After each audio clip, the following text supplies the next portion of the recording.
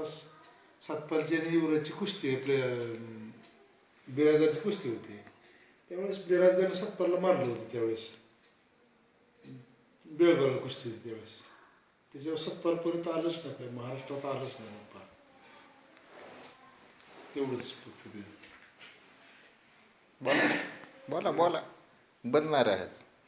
आता काय म्हणजे ते त्याच्यानंतर आपल्या सातपाल आलंच नाही ना, म्हणजे महाराष्ट्रात.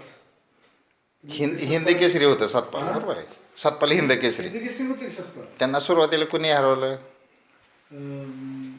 आपलं सुरुवातीला पहिल्या स्टार्टला हरवलं बिराजदारनंच. बिराजदार. सगळी कुस्ती बरोबर. चंगीराम असेल, दादू चौगले असेल किंवा आपले युवराज पाटील असेल, यांना सगळ्याला त्याने हरवलं होतं.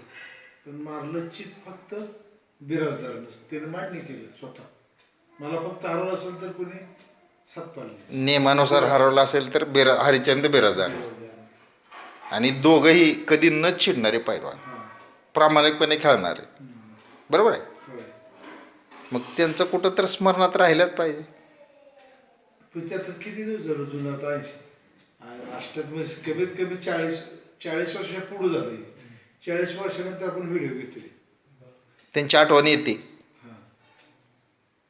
बरोबर आहे. त्यावेळेस पाहिजे, त्यावेळेस घ्यायला पाहिजे आपण. पण त्यावेळेस आपण आतलं माध्यमच नव्हतं ना, हे मोबाईल माध्यमच त्यावेळेस कुठं होतं.